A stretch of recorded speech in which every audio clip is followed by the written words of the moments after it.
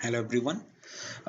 In this video we are going to resolve DLL help problem and how we can avoid DLL help problem. So I will recommend you to go through our previous video, that is what is .NET DLL problem exactly is, and once you will have that idea, then you can go through this video and it will give you the idea that how we can resolve the .NET DLL problem is. So for this demo I have one class library, and A2 and A1 are the console application. So the same example I have took to explain what exactly DLL help problem is.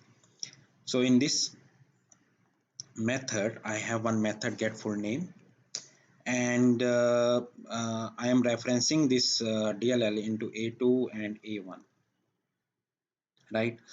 So for resolving .NET DLL problem, the first step is that your DLL should be strong name key, means your DLL should have a strong name key.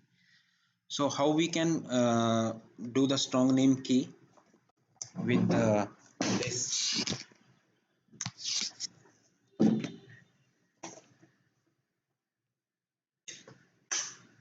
So strong name key can be done using Visual Studio command prompt, and for Visual Studio command prompt you need to open this Visual Studio command prompt and just type this command sn-k code v.snk. This will create the key value pair in for you in the respective folder. So I have one in my E folder, and it is here, right? So once you have the strong name key, then you need to provide the strong name key in your assembly info.css of class library, and this is the attribute assembly key file e.snk. That means you are giving this assembly as a strong name. Once you have done that, you can clean this first, and you can build it. It will generate the fresh copy of the DLL, right? And after that you can reference it into your folder, right? And I am calling this class DLL in my program.css method, so it will print respective output. So first I will do it. I will just copy file bin a1 a2, copy DLL. I will replace this, and for a2 I will do the same thing. I will just go to the folder bin debug a2, right? So it will again replace this file. So now a1 and a2 is referencing class library DLL, not from the GAC folder. It is replacing from the E folder itself, so it will print local folder respectively. So now, since you want to avoid this class library should not be replaced, because it will if it will replace, then it might be possible that a1 or a2 may break, because a1 a2 may miss the changes in the new class library.dll. So how we can make this class library.dll as a secure DLL? So how we can do that? We can place this in our GAC folder. For that GAC folder, we need to type the command in the Visual Studio command prompt, and that is you need to go to this folder first. After that, you can type GAC util minus insert.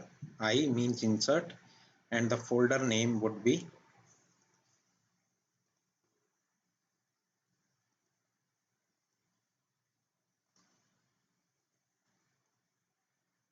and just copy the exact name of this DLL. Rename.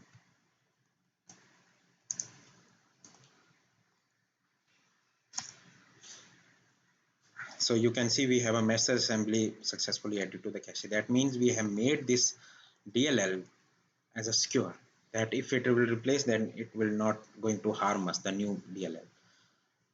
So now we will see that either this is working or not. So suppose I am just making the change in my DLL, new version of DLL, get full name uh, DLL, and just modify it and modify it, and since we are generating a new version of this, so we need to change the version here so that our calling program will distinguish which version we need to call.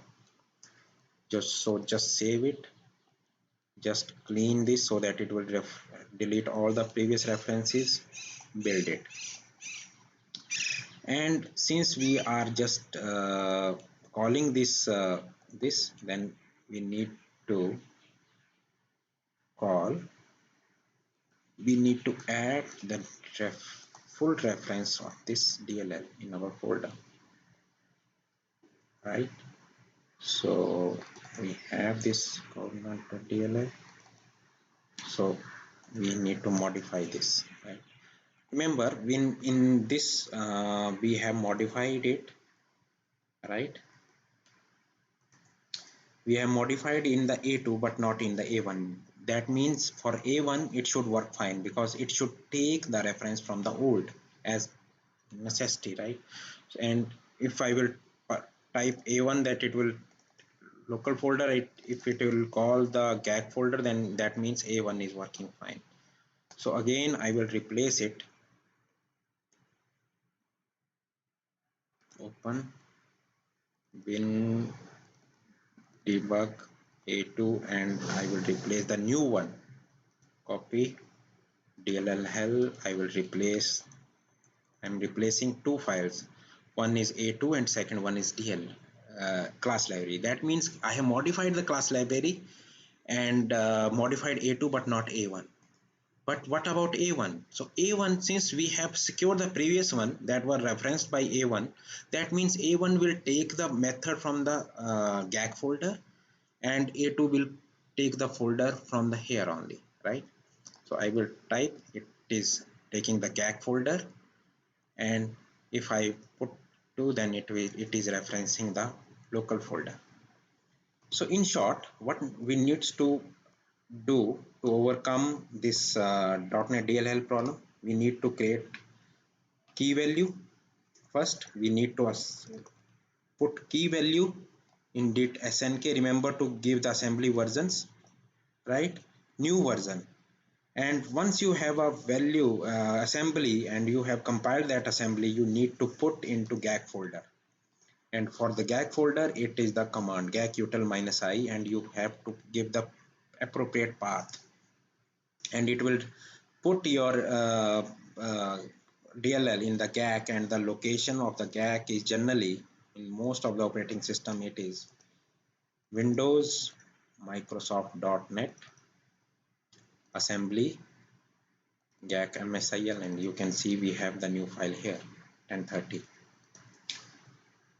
So once you are securing your, so what it the program is specifying it DLL, that means A2 is taking the changes from the class library, but A1 doesn't have the new changes of the class library, so it will not break, it will just check in the gag folder. If it is getting the appropriate file folder method name from there, then it will reference from there, otherwise it will reference from the class library.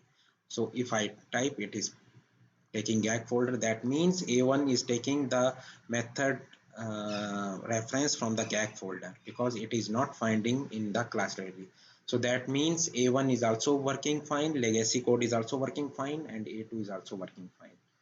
So friend, this was our tutorial on uh, how to resolve .NET DLL problem.